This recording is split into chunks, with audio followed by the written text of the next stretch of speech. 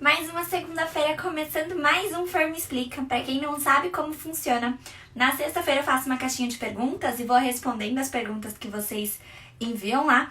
E no domingo, todo domingo eu faço um post pra vocês deixarem as dúvidas de vocês lá. E a gente se encontra toda segunda-feira às 8h04 aqui pra tirar as dúvidas que vocês me enviaram então no final de semana. Conforme forem surgindo dúvidas que vocês vão trazendo aqui ao vivo, a gente vai tentando encaixar para poder responder também. Lembrando que quem quiser participar da live para tirar dúvida presencialmente, assim, né, pode solicitar para entrar também que a gente libera, tá bom? Para quem é nova por aqui, não tá acostumada, a gente sempre tem com a gente a nossa garrafa de água para bater a nossa meta hídrica. Vamos lembrar então que é muito importante a gente beber água. Muitas pessoas têm relatado pra mim uma melhora muito grande só de estar bebendo água, gente. Então prestem atenção na sua hidratação, tá bom? Para além disso, se você é aquela pessoa que acorda durante a noite pra fazer xixi, tem que dar uma segurada no controle da ingesta hídrica agora, no período da noite, para que isso não favoreça que você acorde de noite pra fazer xixi, tá bom? Hoje eu vou, além da água, eu vou de chazinho também. Aqui tá muito frio, vocês comentam aí pra mim de onde é que vocês são, pra gente saber por onde que estão essas empoderadas aí nesse Brasilzão. E normalmente tem bastante gente de fora também, vai comentando aí pra mim de onde é que vocês são. Vamos lá, gente, vamos começar. Ó, a primeira pergunta foi da Amanda. A Amanda mandou assim: Fer, o que acontece com o nosso organismo? Que tem pessoas que sofrem com enxaqueca ao comer algo e tem outras que comem tudo e não sentem nada. Amanda, vamos lá. Olha só, a galera de Catanduva, Bahia. Boa! Ah, nem deve estar tão frio aí na Bahia, né? Aqui em São Paulo tá frio. Pernambuco. Vamos lá, então, ó. Respondendo a pergunta da Amanda, né? Ela pergunta por que tem gente que tem enxaqueca com qualquer coisa que come e tem gente que come um monte de coisa e não tem enxaqueca. Primeira coisa que a gente precisa entender, Amanda, que a gente não pode esquecer. A enxaqueca é uma condição, é uma doença que tem uma questão hereditária envolvida, tá? Então, por exemplo, se eu não tenho essa carga genética hereditária para desenvolver a enxaqueca, é muitíssimo pouco provável que eu vá apresentar enxaqueca na minha vida, tá? Essa é a primeira diferença que a gente precisa lembrar, tá? Então, por exemplo, se a minha mãe ou a minha avó ou a minha tataravó tinha enxaqueca, então eu carrego esse gene dentro de mim e aí pode ser que eu tenha ou não a enxaqueca. O que é que vai determinar isso? O estilo de vida. É por isso que eu tô sempre aqui falando pra vocês sobre mudanças de hábito, sobre estilo de vida saudável, porque é isso que no final vai determinar, vai carimbar lá que sim, você vai ter uma crise de enxaqueca, tá? Agora, ainda dentro desse cenário, vamos pensar assim, não, essa pessoa tem a carga genética pra ter enxaqueca, Fer, ela tem essa hereditariedade na família, e mesmo assim, ela come um monte de coisa que eu não posso comer porque eu tenho como gatilho de crise e ela não tem. Por quê? Bom, primeiro a gente precisa lembrar, segundo passo é que a gente precisa lembrar que a enxaqueca é diferente de pessoa para pessoa, tá? Não tem como a gente comparar a nossa enxaqueca com a enxaqueca do outro, tá? É muito diferente. Nosso corpo reage de formas diferentes, a nossa história de vida é diferente, a composição, a forma como a gente foi criado é diferente, os sentimentos que a gente carrega são diferentes. E sim, ao contrário do que a medicina tradicional fala, né, a medicina moderna, a gente já tem vários relatos de que as doenças têm muito um fundo emocional envolvido. Então, muitas vezes, o que a gente passou na infância pode estar relacionado com a manifestação dessa crise de enxaqueca.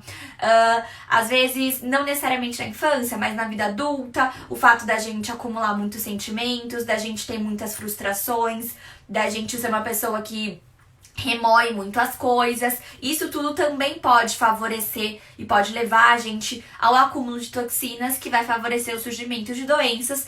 E aí, para quem tem essa tendência hereditária já, no caso da enxaqueca, vai manifestar a enxaqueca com mais facilidade. Por isso que eu falo que a parte emocional é muito importante da gente cuidar, tá? Para além disso, o que acontece? Quando aquela pessoa que também tem, por exemplo, sua irmã tem enxaqueca e você também, só que tua irmã consegue comer um monte de coisa e você não. Por quê? Muito provavelmente o corpo da tua irmã tá mais em equilíbrio do que o teu, tá? E aí, como que isso vai acontecer? Estilo de vida, mini hábitos. Talvez a sua irmã, ela tenha um hábito de sono melhor que o teu. Talvez ela não tenha tanto estresse como você tem. Ou talvez ela até tenha, mas ela lide com o estresse, ela sabe lidar com esse estresse de uma forma diferente.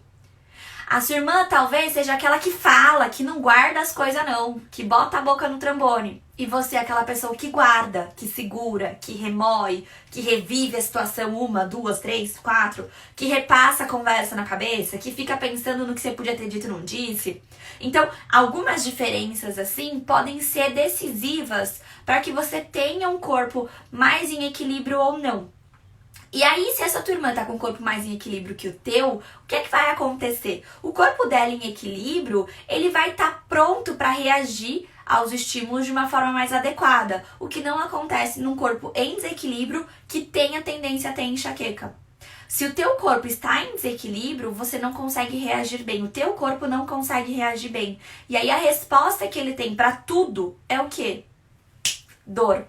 Então, mudou o tempo, seu corpo fala assim, o hipotálamo fala, nossa, a gente precisa regular a temperatura do corpo dela, porque lá fora tá muito calor e a gente precisa baixar a temperatura dela pra regular.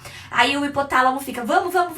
Aí seu cérebro fala, senhor, não sei o que fazer. O que eu faço? Dor.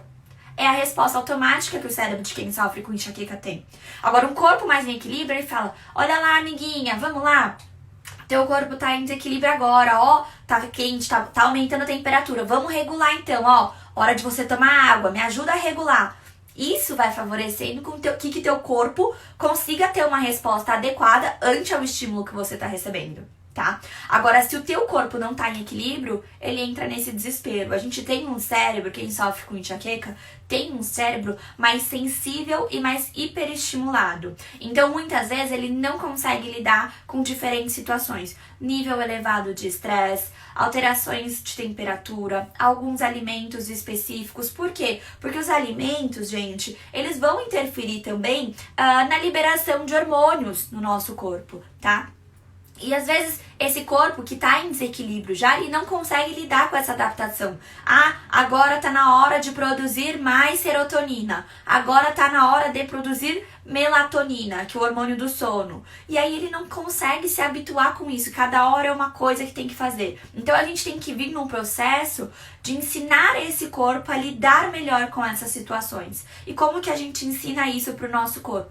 Através dos mini hábitos, através de um estilo de vida saudável, tá bom? Então é por isso que algumas pessoas, mesmo tendo uma tendência genética a ter enxaqueca, vão tolerar comer um monte de coisa que você pode ser que não consiga, tá? Os gatilhos alimentares são totalmente individuais. Eu vou mostrar isso pra vocês aqui ao vivo, prestem atenção. Banana. Banana é gatilho ou não é gatilho para a crise de enxaqueca de vocês? Comentem aí pra mim. Vocês com certeza vão ver que vai ter 50% mais ou menos dizendo que não é gatilho, que consegue comer sem problemas, e a outra metade vai dizer que não, que é gatilho de crises. Então depende muito do seu organismo e depende muito do desequilíbrio. Quanto mais em equilíbrio o teu corpo tá, melhor ele sabe reagir aos diferentes estímulos que ele recebe. Menor a chance de você ter muitos alimentos como gatilhos de crise de enxaqueca, tá bom? Ali, as meninas que responderam agora dizendo que não, que a banana pra elas não é gatilho. Então, a gente tem pessoas que conseguem comer 1, 2, 3, 4 bananas no dia sem problema. Tem outras que é colocar um pedaço de banana na boca, já vem com crise, tá? Vamos lá, então. Olha aí pra vocês verem. Tem gente comentando que sim, tem gente comentando que não. Muda bastante, né? Vamos lá. Oi, Bia. Deixa eu vir aqui. Fechou. Ih, gente, fechou meu Instagram com as perguntas. Vocês querem mandar perguntas aí? Manda agora, enquanto eu não consigo abrir de novo. Pera aí. Deixa eu ver aqui. É isso, a Janete também teve uma sacada. Janete, a gente até conversou sobre isso aqui, né? O que acontece? Para algumas pessoas, a banana sozinha pode ser gatilho. O pepino sozinho pode ser gatilho. A laranja sozinha ou o limão sozinho pode ser gatilho. Mas quando você combina com outros alimentos, ele deixa de ser gatilho, tá? Então a banana, nesse seu caso, Janete, por que ele ela é gatilho sozinha, e quando você come com aveia ou com chia, que é uma dica que a gente já até deu aqui, pra você é tranquilo. Por quê? Porque a banana é uma fruta bastante doce. E aí lembra lá que quando a gente tem um alimento muito doce, a gente tem um pico de glicemia, que vai ser seguido de um pico de insulina, lembra? E aí isso pode favorecer então o surgimento de uma crise de enxaqueca. Quando a gente come essa banana, que é muito doce, com uma aveia, que é fibra, a gente diminui a velocidade com que essa banana vai virar açúcar no nosso sangue, tá? E aí é por isso que você consegue comer ela sem problemas. Então, Janete, tem que ficar de olho. Por quê? Se você tem essa relação com a banana, é muito provável que você seja aquele tipo de paciente que tem que fazer um controle rigoroso da ingestão de açúcar adicionado também, tá? Então tem que tomar bastante cuidado com a questão do açúcar, tá? Ali a Suzana dando um exemplo, comeu manga hoje com castanha, bateu logo a dor de cabeça. O que que acontece? A gente tem que observar, Su, pode ser que seja a manga, que também é uma fruta bastante doce, então tenta comer ela, por exemplo, com aveia, é uma opção, tá? Ou com a chia, é uma opção também, lembra sempre de deixar a chia de molho, tá bom? E ver como é que você fica. Outra opção é que seja de fato a castanha, tá? O que que acontece com a castanha, gente? Com os grãos, com as sementes de uma forma geral. Eles possuem uma camadinha neles protetora, para evitar que os bichinhos comam eles, tá? E isso pra gente chama antinutriente. Quer dizer que no mundo, só os pássaros têm a capacidade de digerir bem esses grãos e essas sementes, tá? Nós, seres humanos, a gente não tem essa capacidade de digerir muito bem essas sementes. Então, para ajudar nessa digestão, a gente precisa eliminar um pouco desses antinutrientes ou deixar esse alimento de uma forma mais fácil de ser digerido.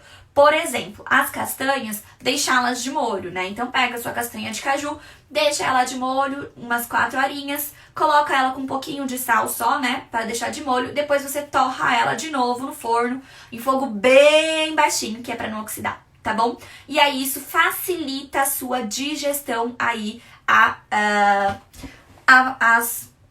em relação à castanha, tá bom?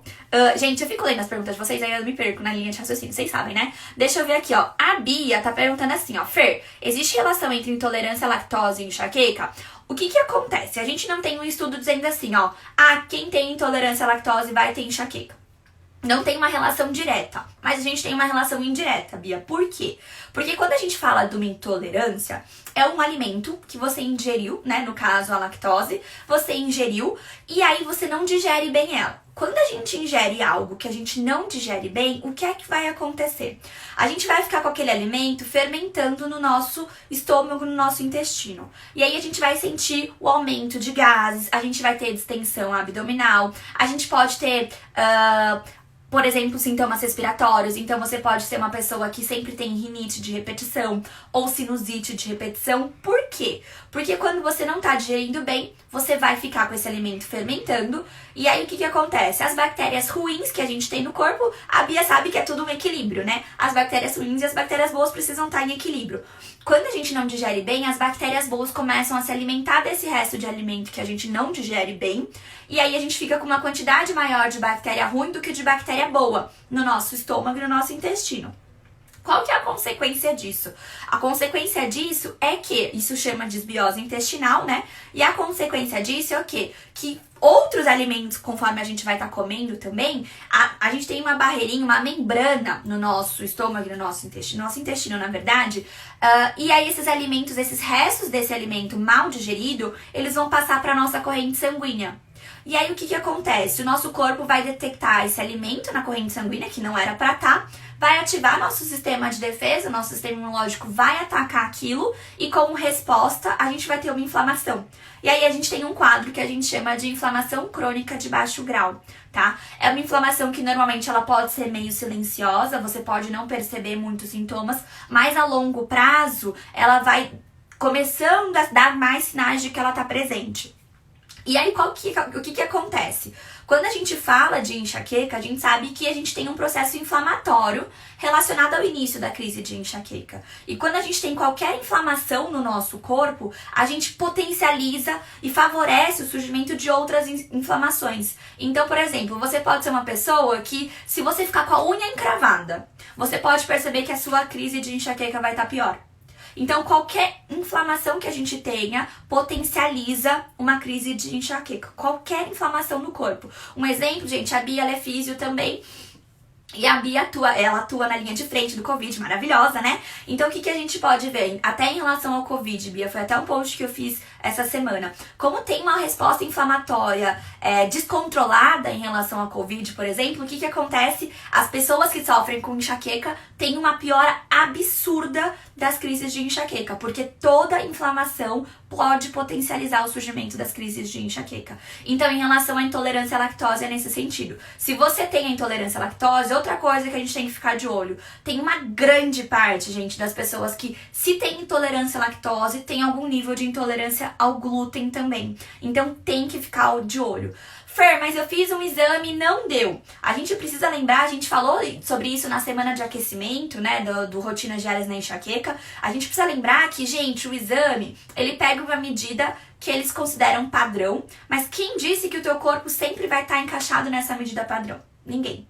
Outra coisa, a gente tem que levar muito mais em consideração os sinais que o teu corpo tá te dando de que você não tá digerindo bem, de que o seu intestino não tá funcionando legal, do que só o exame. O exame, ele complementa o seu diagnóstico. Ele não é a base do seu diagnóstico, tá? Ele é uma parte dele. Os sintomas que você sente são muito mais importantes. Então, por exemplo, se você come pão todos os dias e tem dor de cabeça todos os dias, é uma coisa que você precisa pensar.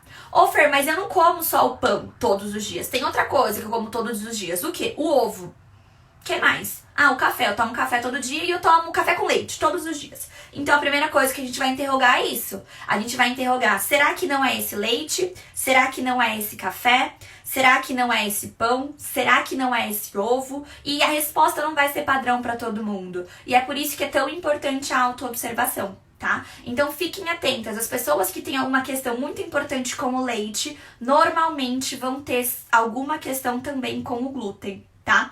E, além disso, a gente pode observar que tem pessoas que é difícil a gente observar isso, porque normalmente a gente só vai, né? A gente não se observa, a gente só vai vivendo, a gente só vai levando. Mas tem muitas pessoas que têm uma questão até com a carne, tá? Eu falei até pras meninas que estão comigo no curso Rotinas Diárias, eu tenho uma questão importante com glúten, gente, que eu fui descobrir só depois que eu comecei a estudar isso, tá? Porque eu achava normal. Eu fazia cocô todos os dias, mas meu cocô não era bonitinho, que nem aquela escala que eu já mandei pras meninas do Rotinas Diárias, que talvez vocês já até tenham visto, já conversei com vocês. Não é normal o cocô boiar, não é normal ter pedaço de comida no cocô, não é normal o cocô ser bolinha, não é normal ter pedaços, né, o cocô sem pedaços. O ideal é um cocô que seja uma salsicha lisa, macia, fácil de sair, sem muita força e que aconteça diariamente. Algumas pessoas até 2 vezes no dia. Então, eu fazia cocô e achava normal. Meu cocô tava normal, sei lá. Nunca tinha parado pra analisar meu cocô. Nunca tinha parado pra analisar as bolinhas que eu tinha aqui, que parecia pequenas espinhazinhas atrás do meu braço. E aí, como eu comecei a observar, eu percebi o quê? Que o meu cocô ficava diferente quando eu comia algo com glúten. Que aparecia um monte de bolinha aqui atrás do meu braço quando eu comia algo com glúten. Eu não percebia gases, eu não tinha diarreia, que são sintomas que a gente acha mais comum quando a gente fala de alguma intolerância alimentar. Mas eu ficava secretiva, o nariz ficava escorrendo e eu nem tinha me ligado que era o glúten. Quando eu comecei a praticar autoobservação, fiz uma semana de exclusão. 1 semana sem glúten. Nariz não escorria, não tinha bolinha no braço, cocô ficava bonitinho. E aí, aos poucos, eu fui entendendo que era o glúten que eu precisava tirar, tá? E, consequentemente, o leite também, tá? Porque tem uma relação grande. Então, gente, autoobservação, tá bom? Vamos lá. Deixa eu ver se eu consigo abrir aqui as perguntas que o pessoal tinha mandado. O que a Suzana tá falando? Que não tem um pingo de paciência. Deixa eu ler aqui, ó. Então, Suzana, eu tenho inflamação no intestino. Pois é. E aí, se você tem um quadro de inflamação intestinal, fica muito difícil você controlar as crises de enxaqueca sem tratar esse quadro, tá, Su? Então, primeira coisa, capricha numa dieta anti-inflamatória, capricha numa dieta antioxidante, Faz o suco anti-inflamatório que eu ensino pra vocês. Ele é anti-inflamatório, ele é antioxidante. Faça um bom acompanhamento com uma nutricionista pra melhorar essa sua saúde intestinal. Porque eu tenho muitas pacientes que querem melhorar da enxaqueca, que me procuram, e eu sou muito sincera em relação a isso. Fer, eu tô constipada, não faço cocô, tô tomando laxante todo dia, não tô dando conta. A primeira coisa que eu falo é: melhora a sua saúde intestinal. Antes disso, a gente não vai conseguir controlar as crises, tá? A gente tem até um eixo que chama intestino-cérebro. Por quê? Porque a gente tem uma ligação direta entre o nosso intestino e o nosso cérebro, de verdade. Quando a gente fala da enxaqueca, a gente sabe que tem uma relação a baixos níveis de serotonina e a maior parte da serotonina do nosso corpo, ela é produzida onde? Ela é produzida no nosso intestino. Ela não é produzida no nosso cérebro. Então a gente precisa ter uma boa saúde intestinal. É a base de tudo que a gente tem uma boa saúde intestinal, para que aí a gente consiga realinhar o resto dos hábitos que são necessários para a gente ter o controle das crises, tá bom? Vamos lá. Não sei ler o nome, vocês sabem que eu sou péssima para isso. Longos períodos sem alimentação e beber água pode causar enxaqueca? Pode. O que acontece? A gente tem o jejum prolongado, ele é um dos gatilhos mais silenciosos em relação às crises de enxaqueca. Então, quando uma pessoa faz jejum prolongado, o que é o jejum prolongado? Gente, na teoria, tá? Na teoria a gente fala, coma a cada 3 horas, tá? É assim que a gente vê na medicina moderna e é assim que a gente acaba dizendo pro paciente. Mas, na prática, o que é que eu falo? Não adianta você comer a cada 3 horas se você não sente fome a cada 3 horas. Por quê? Porque a primeira fase da digestão é na nossa boca, é na saliva. A gente produz mais saliva quando a gente tá com fome. Já percebeu? Você tá lá tranquila, de boa, aí você lembrou daquele muffin gostosinho de chocolate que pode dar crise de enxaqueca, mas enfim, você começa a salivar. A boca enche de saliva. Por quê? Porque é aqui na saliva que começa a digestão. Então, se você come só porque tem que comer, se você come sem fome a cada 3 horas só porque tem que comer, você não vai digerir bem. Por quê? Se você não tem saliva o suficiente na boca para fazer a digestão, você não vai estimular a produção do suco gástrico lá. E aí você não vai digerir bem. Essa comida vai chegar lá, não vai ter suco gástrico para digerir direitinho essa comida. E aí você entra também nesse quadro de desbiose. Metade da comida vai ficar lá digerida, metade não vai ser digerida. E aí as bactérias ruins começam a se alimentar desse resto de alimento, tá bom? Então o jejum prolongado, ele pode ser sim gatilhos de crise. Comece a observar. Por exemplo, eu falo muito para as meninas do Rotina Diária. Você toma café da manhã e às 7 horas da manhã e você almoça meio-dia. Só que todos os dias, entre 7 e meio-dia, você tem a danada surgindo da dor. Aí você tem que observar. Porque pode ser que a ausência de comida nesse espaço faça você entrar num quadro de hipoglicemia e aí você pode ter um quadro de crise de enxaqueca. Uma estratégia, se você não sente fome a cada 3 horas, tipo assim, Fer, pelo meu trabalho ou porque eu não sinto fome mesmo, pra mim é inviável comer na metade da manhã. O que você faz? Você capricha melhor no teu café da manhã. Você faz um café da manhã mais nutritivo. Você faz um café da manhã fonte de fibra. Um exemplo: bate um suco anti-inflamatório que é cheio de fibra o bichinho, é excelente para começar o dia, e faz um mingau. Ai, Fer, mas pode comer mingau? Pode. Usa o leite de amêndoa.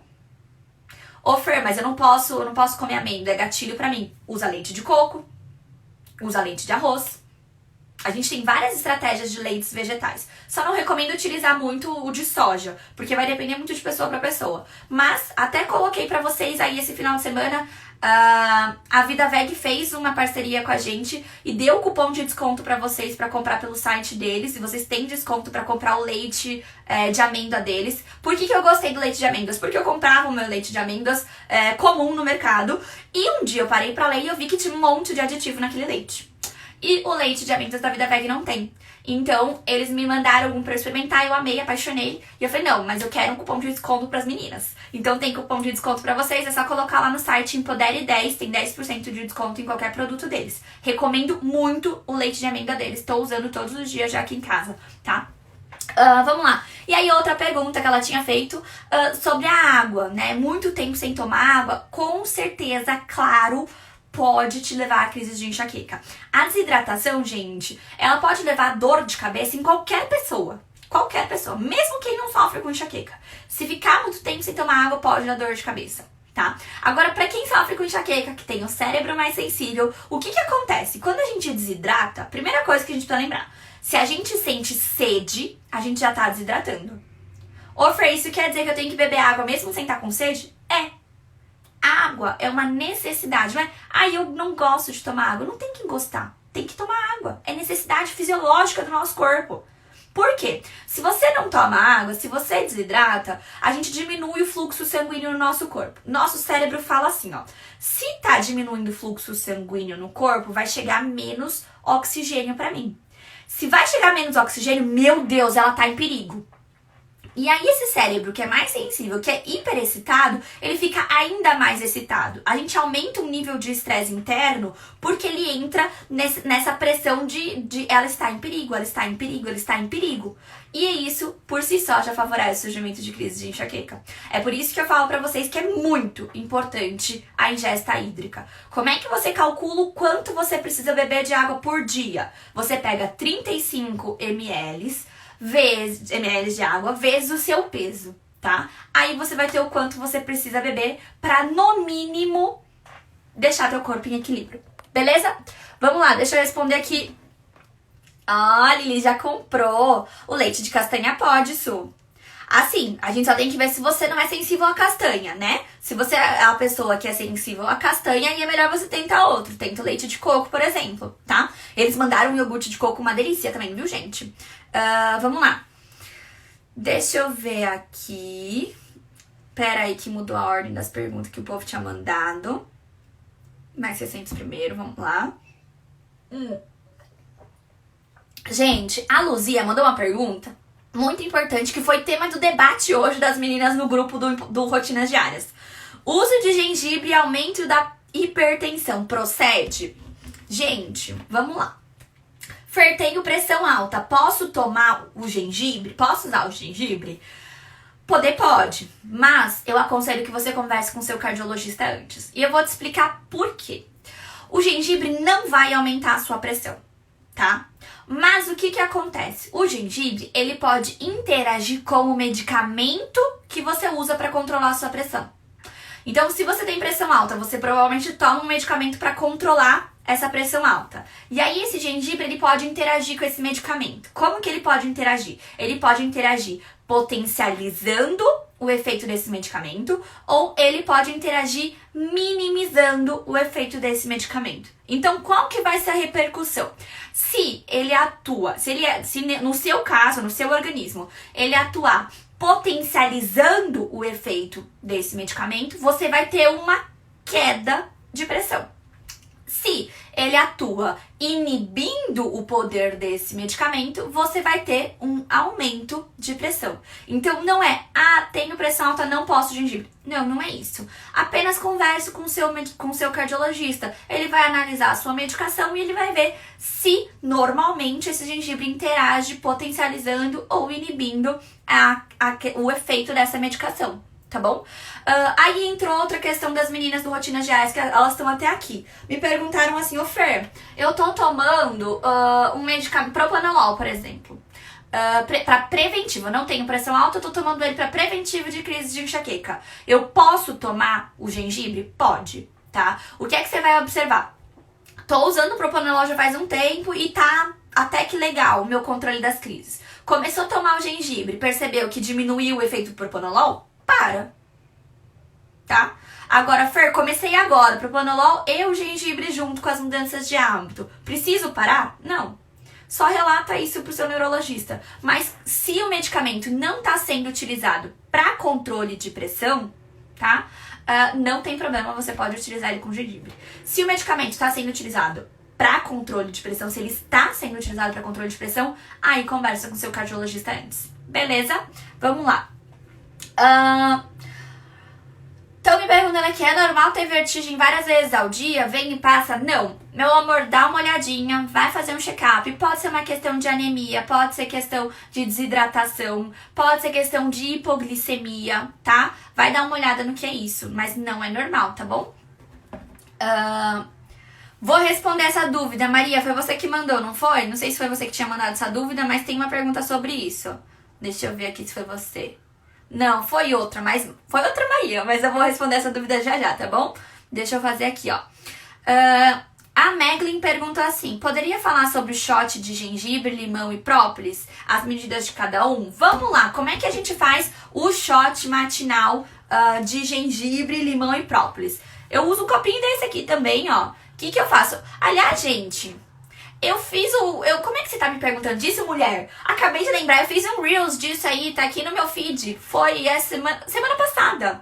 Tá lá, shot matinal, aprenda a fazer. Eu filmei eu fazendo shot matinal. Dá uma olhada lá, meu bem. Mas vamos retomar aqui rapidinho, porque me perguntaram também o suco anti-inflamatório. O suco anti-inflamatório, ele tá no meu destaque também, tá? Tem um destaque aí na minha bio. Você roda, porque tem bastante destaque, tá lá escrito receitas. Lá eu ensino a fazer. O suco anti-inflamatório, normalmente a gente vai usar o salsão. A gente tem encontrado muita dificuldade na utilização do salsão, encontrar o salsão em algumas regiões do Brasil. As meninas do Rotina Diária têm me relatado. A gente não tem outro alimento que a gente poderia substituir nesse cenário, mas a gente acaba utilizando então a couve no lugar. Vamos lembrar que quem tem problemas de tireoide precisa conversar com seu endócrino antes de usar a couve crua, tá bom? Então é indicado o uso da couve crua para quem tem alterações na tireoide. Beleza? Mas então, respondendo a dúvida, tem o Reels aí no meu perfil, foi feito semana passada, e no meu destaque tem a receita. Vou tirar um print de novo e eu posto de novo o destaque da receita do suco, e eu vou compartilho de novo o Reels do shot, beleza? E vocês veem aí no meu stories, tá? Deixa eu ver aqui.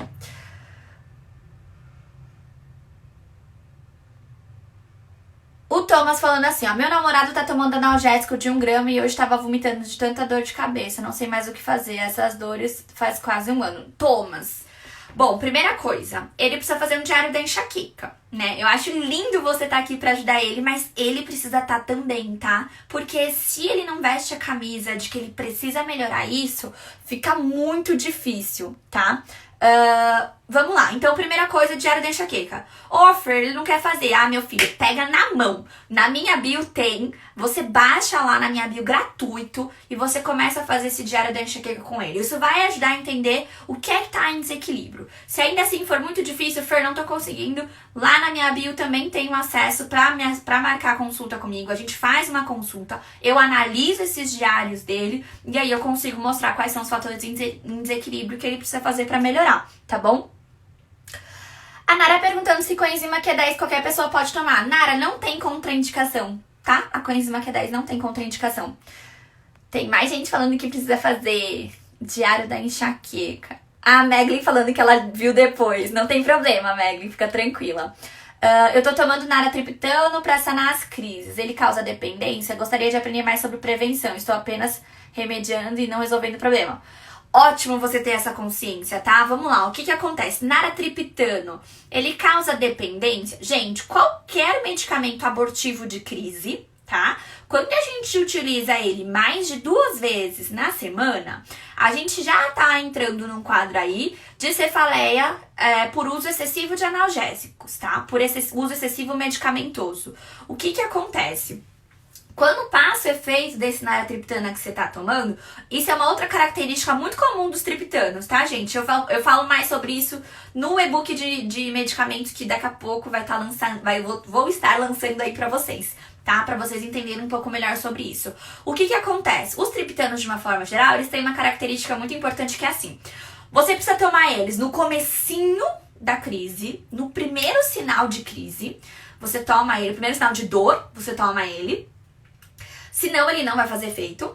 E ele tem outra característica importante que é o quê? Ele tá muito relacionado a um efeito rebote depois. Então o que acontece? Acabou o efeito desse triptano, quando acaba esse efeito, normalmente a dor volta numa paulada ainda mais intensa do que estava antes quando você tomou o medicamento da primeira vez. Isso faz com que você fique num ciclo vicioso. Você vai fazendo o quê? Ah, eu acordei com dor, tomei o remédio, parou de fazer efeito, aí dormi com dor, tentei segurar, não consegui, chegou no dia seguinte de manhã, o que eu fiz? Tomei o remédio de novo. Daí você acaba fazendo do abortivo de crise um preventivo, erroneamente. Tá? Porque esse abortivo utilizado em excesso, ele favorece o surgimento da sua próxima crise, do seu próximo episódio de dor. Então a gente precisa tomar muito cuidado com isso. Quando a gente fala de preventivo, a gente vai ter preventivo medicamentoso e não medicamentoso, tá?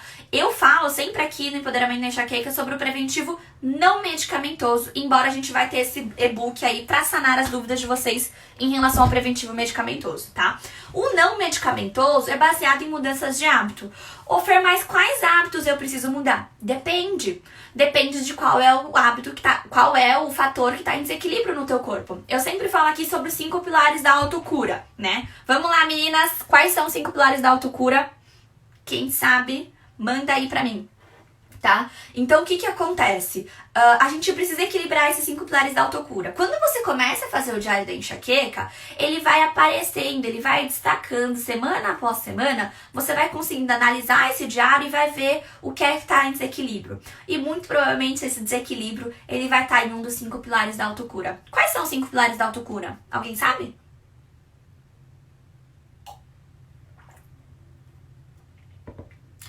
Nossa, que maravilha, Lê, vou responder sua dúvida, peraí. Vou esperar as meninas responderem quais são os 5 pilares da autocura, gente. Vamos lá, os 5 pilares da autocura. Controle do estresse e da ansiedade, então controle emocional. Alimentação equilibrada, hidratação, sono de qualidade e exercício físico diariamente ou pelo menos regularmente, tá? Esses são os 5 pilares. Então você vai perceber que quando você começa a fazer o diário da enxaqueca, você vai olhar sempre focando nesses 5 pilares. Eu fiz algo para equilibrar essas 5 coisas no meu dia? Se eu fiz, ótimo, arrasa. Mantém firme. A mudança ela não acontece do dia pra noite, mas ela vai chegar, tá? Então insiste. Todos os dias é uma reflexão importante. Pega os 5 pilares, cola o post-it na parede e aí coloca cada um deles. E aí todos os dias você se pergunta, eu fiz algo pela minha hidratação hoje? Fiz. Contei quantas garrafinhas de água eu bebi, tá legal. Eu fiz algo pela minha alimentação saudável hoje? Vixe, hoje eu comi só industrializado, tá? Então eu preciso melhorar isso amanhã. Eu fiz algo pelo meu sono? Não. São 10 horas da noite, eu tô acordada. E preciso melhorar isso. Eu fiz algum tipo de exercício físico hoje? Não fiz.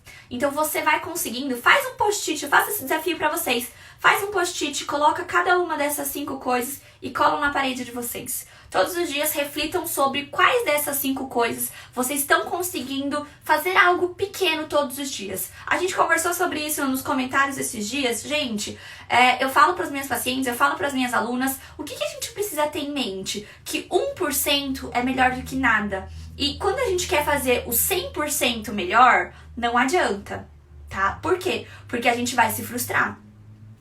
Dificilmente alguém sai do nada ao 100% tranquilo, tá? Então, o que você faz? Vai no 1%. Faça hoje 1% melhor do que você fez ontem. E se você conseguir, tá ótimo. Fique feliz. E aí, no dia seguinte, você faz 1% a mais melhor. E aí, aos poucos, você vai conseguindo. Embora a gente tenha muita pressa pro controle da enxaqueca, isso é extremamente importante, a gente precisa lembrar que essa pressa para alcançar esse controle, se a gente não consegue controlar muito bem o nosso emocional, isso vira ansiedade. E aí, essa ansiedade, ela favorece o surgimento de crises. E aí você vai se sentir frustrada, porque você vai estar tentando fazer as coisas e ainda assim você vai tendo dor e vai estar tendo mais dor do que tinha antes. Então, vá aos poucos, tá? Faça metas palpáveis pra você. Não adianta eu virar pra você e falar assim pra você, ó, todas as suas alimentações, vamos fazer a meta das 5 cores. Eu sempre brinco com as meninas a meta das 5 cores. A gente vai fazer 5 cores no almoço e na janta, ok?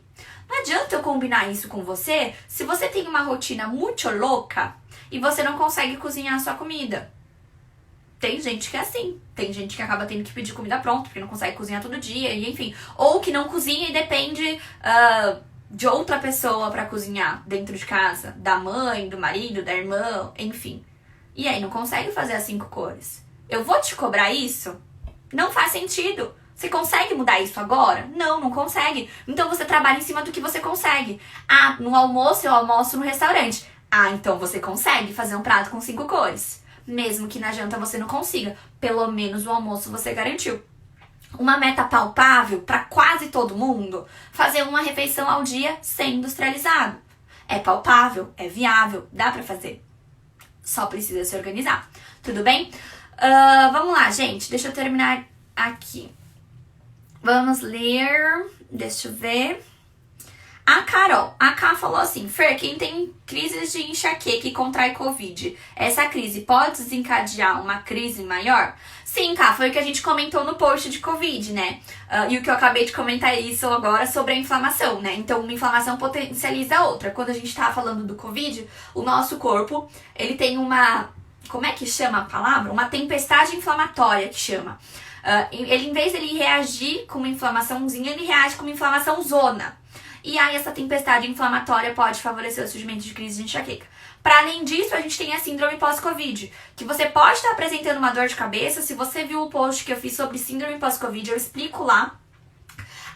A dor de cabeça, a cefaleia da síndrome pós-Covid, ela pode ser confundida com a enxaqueca, porque é uma dor latejante também. Então a gente pode estar achando que está em crise de enxaqueca e na verdade a gente está em síndrome pós-Covid, tá? E aí ela perguntou se...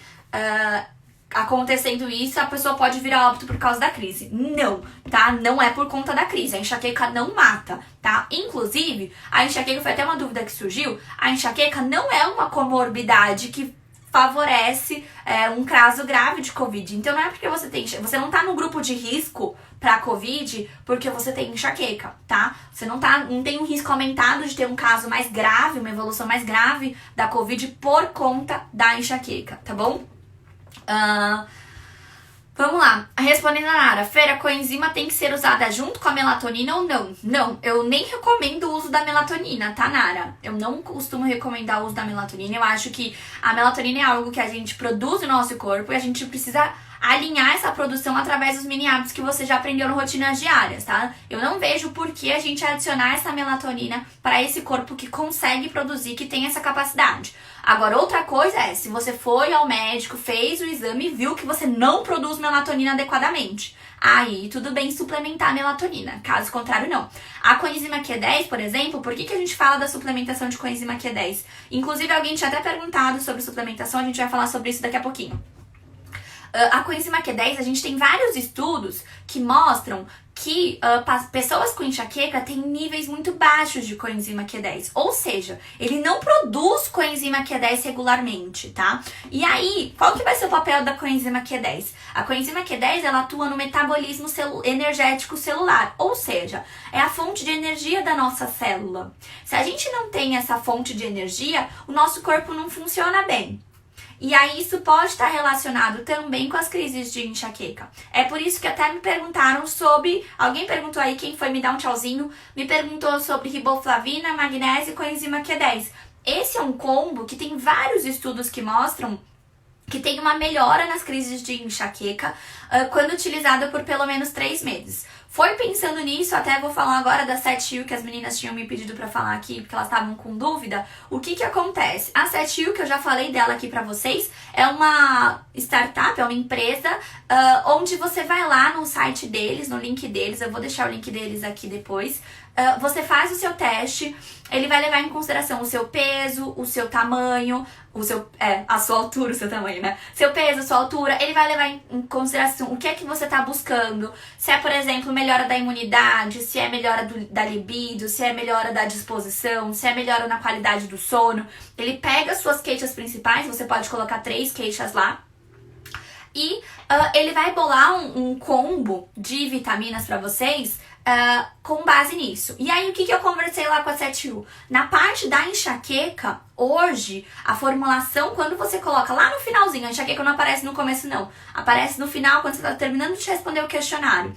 Lá na parte de enxaqueca, a formulação que tá prescrita já é aquela formulação que tá nos estudos que a gente conversou, eu discuti com eles esses estudos, na dosagem que a gente tem resultados comprovados cientificamente, tá? Então, Lili, a coenzima acabou de entrar nessa fórmula nova pra enxaqueca. O que eu combinei com eles, que eu queria que tivesse, né, seria importante, seria importante ter pra enxaqueca, riboflavina, coenzima Q10, magnésio, e aí eles colocaram até o própolis também. Para quem tem uma questão do própolis, extrato de própolis e tal, eles acrescentaram o própolis ou então a cúrcuma. Para quem toma de boa o própolis e aí coloca a cúrcuma no lugar, você pode escolher o própolis ou a cúrcuma, tá? Então tá bem completinho a suplementação deles agora pra questão da enxaqueca. E aí vocês têm cupom de desconto lá também. Então Empodere 5 para se você for comprar só para um mês, Empodere 10 se você for comprar para 2 ou 3 meses. O que eu recomendo, né? Por base nos estudos mesmo, tá, gente? Que se você for adquirir, você adquira o de 3 meses, tá? Porque os estudos sempre avaliam o resultado dessa suplementação após 3 meses. E aí os estudos mostram que quase 50% dos pacientes relatam uma diminuição de até 50% na frequência e intensidade das crises com essa suplementação, tá? Com esse combo das 3 suplementações. Então dá uma olhadinha. Isso, corre lá e dá pra ver. Eu vou mandar o link, eu vou marcar aqui. Ups, minha mão aqui, ó. Deixa eu marcar aqui. Esse aqui é o Instagram. Mas assim que acabar a live, eu faço um stories e marco lá pra vocês. É só vocês clicarem lá e vocês vão direto fazer o teste, beleza? Vamos lá. Eu vi que alguém perguntou aqui também, mas já tinham perguntado aí sobre o magnésio, ó. Me perguntaram aqui. Magnésio de malato, prende ou solta o intestino? Ajuda a soltar, tá? Todos os magnésios, nenhum magnésio ajuda a prender. A maioria deles está relacionado a eles têm um efeito laxativo, tá? Posso tomar magnésio e própolis? Pode, não tem problema, pode tomar os dois. Eles têm funções diferentes no nosso corpo, tá? A Júnia perguntou assim, ó, Fer, o que você acha do tratamento com a injeção Engalit? Estou perdendo as esperanças com preventivos. Várias tentativas de tratamento sem resultado. Até a toxina botulínica já fiz e nada. Tenho enxaqueca crônica, dores diárias há quase 2 anos. Obrigada. Júnia, você tá aqui comigo? Comenta aqui pra mim. Porque se você estiver aqui comigo, a gente já consegue destrinchar algumas coisas. O que acontece? Você já tentou, muito provavelmente, vários medicamentos, né? Inclusive, tentou botox e tudo mais. Mas o que é que você fez de mudança de hábito? Isso é uma pergunta importante. Reflete sobre isso, volta pra mim na semana que vem na live, ao vivo aqui comigo, e aí você comenta. Se você estiver aí, você já me sinaliza que você tá aqui, né? Mas se não, você volta na semana que vem comigo e me conta o que é que você fez de mudança de hábito. A grande maioria das pessoas que tem 0 resposta a todos os medicamentos são pessoas que fizeram a utilização do preventivo medicamentoso sem fazer o preventivo não medicamentoso. Daí não tem milagre, gente. Não adianta. A gente precisa mudar hábito para ajudar a reequilibrar o nosso corpo. O remédio, ele pode fazer um papel, né? Ele tem um papel em relação ao controle das crises de enxaqueca. Agora, na questão para controle total das crises, a gente precisa mudar hábito. Vamos lembrar que a gente conversou até aqui com o Dr. Lucas na outra semana. A gente falou que um tratamento de sucesso, ele é considerado um tratamento de sucesso para enxaqueca quando ele tem uma redução em 50% da frequência ou intensidade das crises de enxaqueca. E que o remédio é responsável por menos de 50% nisso. Ou seja, 50% ou mais é mudança de hábito e não remédio, tá? Tenham isso em mente. A gente falou sobre própolis. Você viu nossos posts? Eu fiz post de própolis semana passada. Expliquei a diferença de cada um. Teve stories sobre isso. Eu tenho um destaque, é o primeiro destaque. Quando acabar a live, vai lá, tem os destaques só sobre própolis. Lá eu explico direitinho sobre cada um dos tipos de própolis. Eu explico a diferença no vídeo sobre o aquoso, sobre o alcoólico, qual que é bom usar, tá bom? Vai ficar gravada assim, Jamile. Deixa eu ver aqui a próxima. A Gisele mandou assim, ó. Tava tomando tupiramato, mas tive que suspender porque deu urticária. Fiquei triste. Lá tava dando resultado. Agora terei que voltar no neuro. Minha enxaqueca é tão forte que acabou virando medicamentosa. Você tem algum antidepressivo ou anticonvulsivo pra recomendar que não dê tanto efeito colateral? Ganho de peso, alergia, etc. Pra eu ver com o meu neuro? Eu tô muito desanimada de recomeçar. Gi, vamos lá. Primeiro, não desanime, tá? A gente tá sempre suscetível aos efeitos colaterais medicamentosos. Por isso que eu brinco com as meninas, eu brinco, mas eu tô falando sério, que o único tratamento que não tem efeito colateral negativo é a mudança de hábito. todo medicamento pode levar nosso corpo a alguns efeitos adversos, alguns efeitos colaterais, tá? Quando a gente fala dos antidepressivos, eles podem ter alguns efeitos colaterais, dos anticonvulsivantes, dos antihipertensivos, todos eles podem ter. Mas tem que ser uma conversa clara com o seu neurologista, questione ele sobre os possíveis efeitos colaterais e a partir daí você tem o direito de participar desse processo de escolha. Então ele vai analisar de acordo com o seu estilo de vida, de acordo com o teu perfil, com a frequência, com a intensidade das suas crises. Ele vai levar tudo isso em consideração. Não dá pra eu virar e falar assim, olha, tem tal antidepressivo, ou tem tal anticonvulsivante, ou tem tal antihipertensivo. Por quê? Porque eu não conheço você, eu não conheço sua dor, eu não conheço o seu histórico. Tudo isso tem que ser avaliado na consulta para que ele possa te dizer quais são as possibilidades que você pode se dar bem. Mas lembre de questioná-lo, então, sobre os possíveis efeitos colaterais, né? E aí ele vai te trazer quais são os efeitos colaterais mais comuns. A gente fala sobre isso no e-book de medicamento, gente, que daqui a pouco vou estar lançando para vocês já já. A gente está finalizando ele.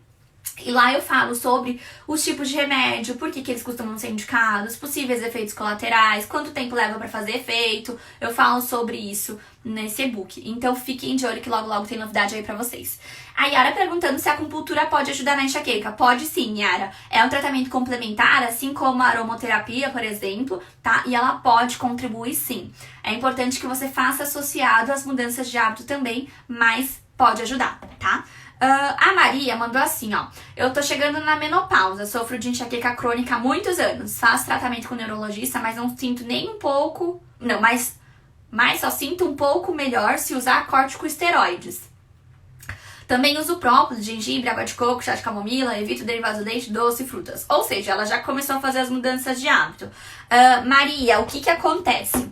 Até um tempo atrás, o que todo mundo dizia é: quando chegar na menopausa passa, quando chegar na menopausa passa. A gente já tem estudos hoje que mostram que cerca de 60% das mulheres, quando entram na menopausa, sentem uma melhora das crises da enxaqueca. Ou seja, mais da metade das mulheres relatam que as crises de enxaqueca diminuem ou somem, tá? Mas a gente tem 20%, mais ou menos, um pouquinho mais de 20% das mulheres que relatam que sentem uma piora das crises. E a gente tem um pouquinho menos de 20% que relata que não faz diferença nenhuma. Aparentemente, nesse teu caso, você sentiu uma piora, você tá dentro, então, desses um pouquinho mais de 20% que relatam piora ante a menopausa. O que é importante, além de evitar alimentos, tá? A gente tem que focar, que nem você colocou aqui, ó, evita derivados de leite, doce e fritura. O que é importante? Pensando, não focar só no que você não come, mas focar no que você come. Então, alimentos ricos em vitaminas do complexo B, vitaminas do complexo E. É importante você fazer exercício físico, isso também pode te ajudar.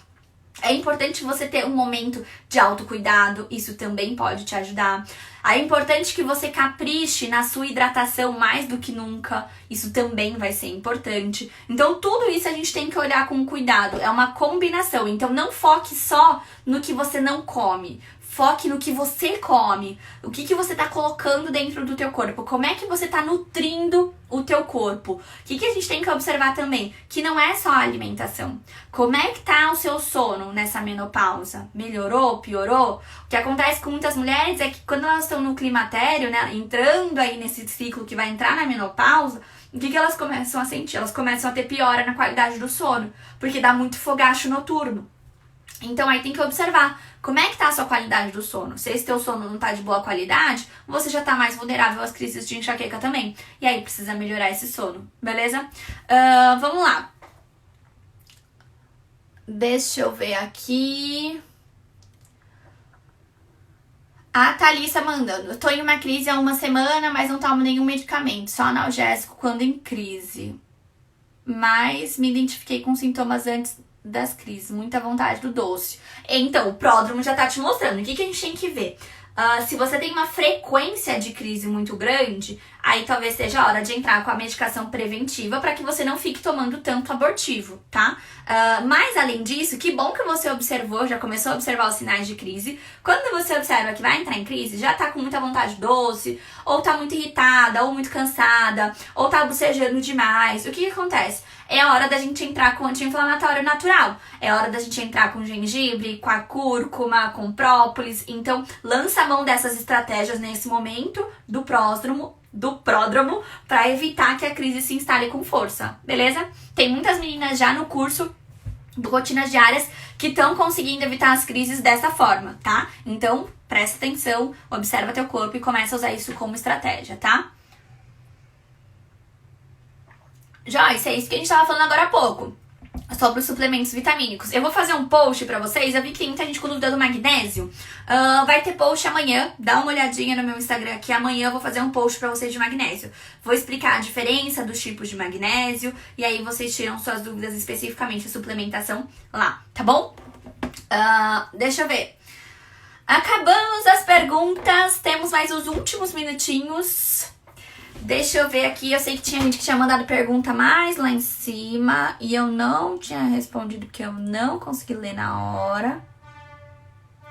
A Franciele perguntou assim, Fer, pressão alta pode desencadear enxaqueca? Não. A pressão alta, ela pode levar a um episódio de dor de cabeça, mas é uma dor diferente, não é enxaqueca. É uma dor que vem mais na região da nuca. E isso vai acontecer quando a pressão sobe demais. Então é uma pressão alta descontrolada, tá? E como que a gente vai classificar e saber se estava relacionada ou não essa pressão? Assim que sua pressão normaliza, assim que a sua pressão baixa, essa dor some na hora, tá? Então isso é uma dor de cabeça relacionada à pressão alta. A enxaqueca não tem como gatilho esse aumento de pressão. A menos que, pegue a situação, você foi assaltada, Deus que me livre, mas enfim, vamos dar essa situação. Aí, essa situação de medo, ela levou ao aumento da sua pressão. Mas, você aí começou num quadro de crise de enxaqueca. Mas isso aconteceu não foi por conta da sua pressão que subiu. Foi por conta do estresse que você sentiu, tá? Então tem que ficar de olho nisso também. Às vezes você tá fazendo uma associação que não tá correta nesse sentido. A Maria perguntando do magnésio de malato, se é bom pra fazer uso pra enxaqueca, pode utilizar. Eu vou explicar pra vocês no post de magnésio amanhã quais são as indicações de cada tipo. Porque a gente tem o cloreto, tem o sulfato, tem o de malato, tem o treonato, tem um monte de tipo de magnésio. Vou explicar pra vocês a diferença de cada um deles amanhã, tá bom? A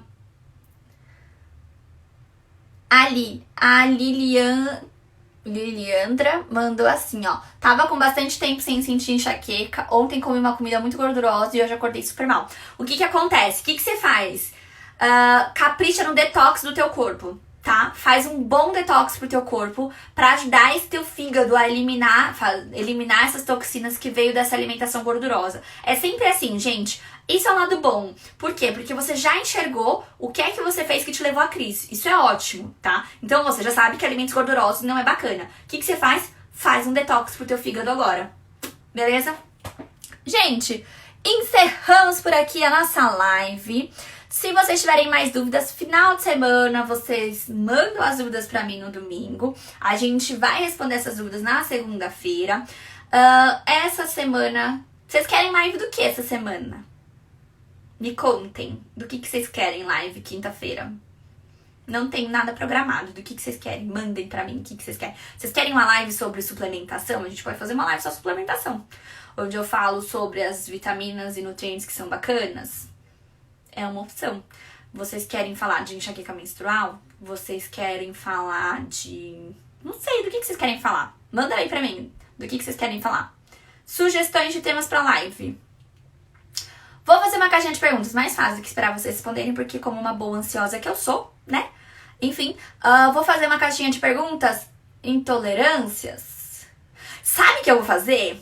A live de intolerâncias eu vou deixar pra minha amiga maravilhosa, Luísa, porque vai ter novidade semana que vem. Agora a gente tá com parceria com uma Nutri maravilhosa e uma vez no mês a gente vai ter uma live especial só com ela não, comigo também, né, que eu sou ciumenta, né, enfim, vai ter uma live especial com a Luísa aqui, pra vocês tirarem todas as dúvidas que vocês têm sobre alimentação com ela, tá? Então, fiquem de olho que semana que vem vai ter novidade pra vocês. Querem fazer sobre suplementação? Tá bom. Então, essa semana, quinta-feira, às 8h04, live sobre suplementação. Ai de vocês se não estiverem aqui comigo. Vocês pediram, espero que vocês estejam, hein? E vamos lembrar que tem todo aquele esquema dos comentários pra ficar salvo, então é bom vocês estarem aqui comigo, tá bom? Um beijo grande, meus amores. Até quinta-feira.